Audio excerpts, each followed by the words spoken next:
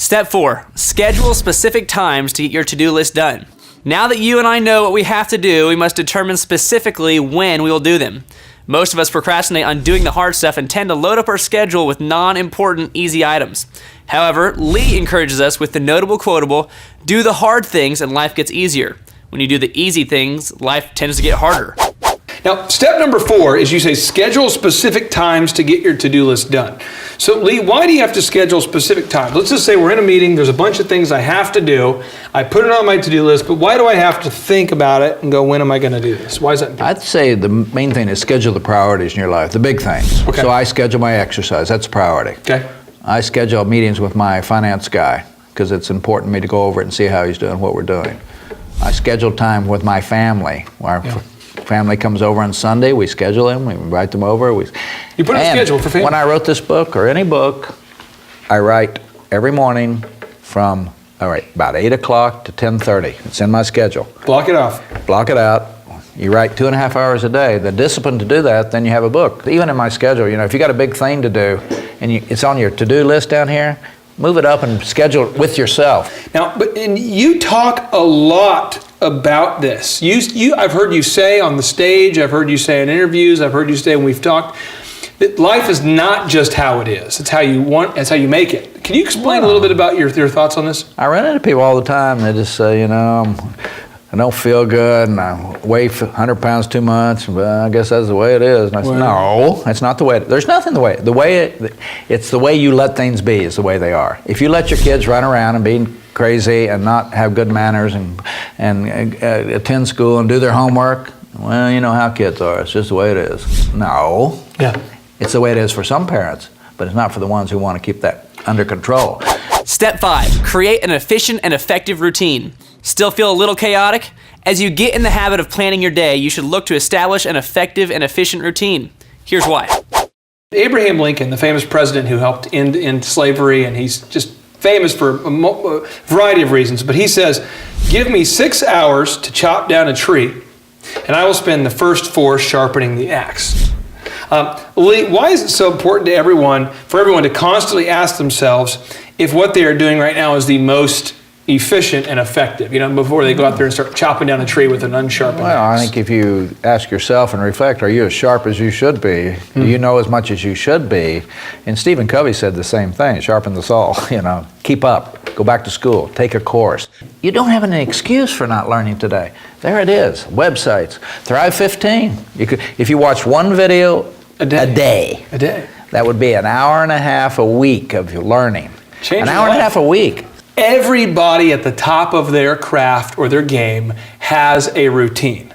They have a system, a routine. Why is it so important to have a routine, and why is it so hard for people to make a routine? Well, and I'd add to that, you'd read about Larry Bird. They said after practice was over, he took another 1,000 shots. Boom. 1,000.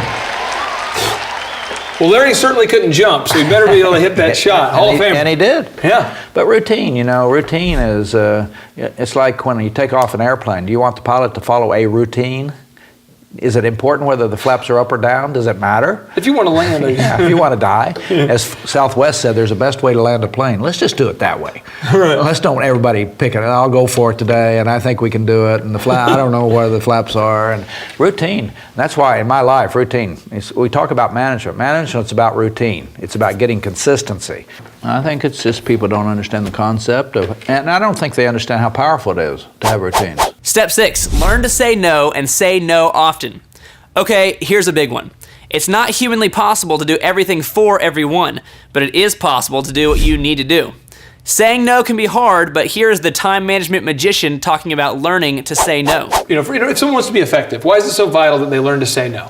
Well, I think you got to first think about where you're going to spend your time, and then it's easier to say no, and then you can tell people why. People will say, Lee, we'd like to have you come to this meeting at 11 o'clock. It'll be 2 hours long. And I look at, what's the subject? I'm not coming. I'm going to send my other guy, or I'm going to have my secretary come and take notes. I'm not doing it. Or people say, Lee, we'd like for you to come to dinner on Wednesday night. It'll be over around 11:30. I said, no, we can't come out. I need my rest. I got to be to work at 6 in the morning. We're not going to an event that late. And I tell them why. Because if you know what you're going to do, then you know what you won't do. So when you say no, you tell people no, and you tell them why, because you've already planned out I mean, I guess what I'm saying is you've already got up every day, you've made your plan of what you're going to do, right. You're methodically planning, and then when things come into that are not in line with your plan, you're able to say no because you're saying, hey, I can't speak there tomorrow morning at 8 a.m. because I'm going to go to bed at this time and I already committed to this. Or I can't go to that dinner till 11 because I have to be up at 6. Or you've already planned, you've already ordained your own destiny almost. Hopefully by now you have seen how the Disney method of time management can change your entire outlook on how you should structure your day, and that you do have the power to change your routine. You can do this. Remember, it was Benjamin Franklin who once said, "Lost time is never found again." Don't waste time getting stuck in your career. Don't waste time getting stuck in your mindset or in your routine. Don't get stuck with your results. You do have the power to change your life. And don't get discouraged. As Lee likes to say, everything is hard before it's easy. But now with the revolutionary Thrive 15 time management system and the mentorship from Lee Cockrell, you now have the power to actually stay organized while getting the most important things in your life done. You don't have to feel like you are just running on the never-ending treadmill of trying to keep up. And don't forget, if you want to be successful, you have to make learning and bettering yourself a priority in your life. In just 15 minutes a day, you can learn from our mentors what you need to know to catapult you to success. We know that you will love the site and that it absolutely has the power to change your life. If you can't find the specific answers to the questions you have, click the Ask the Guru button or email us at info@thrive15.com. And who knows, the next training we shoot may come straight from your content request. Well, that's it for now. I know I'm speaking for the whole Thrive 15 team when I say we are so happy to have you here, and we are so excited to see what impact these trainings can have on your life and business. So until I see you again electronically, thrive on.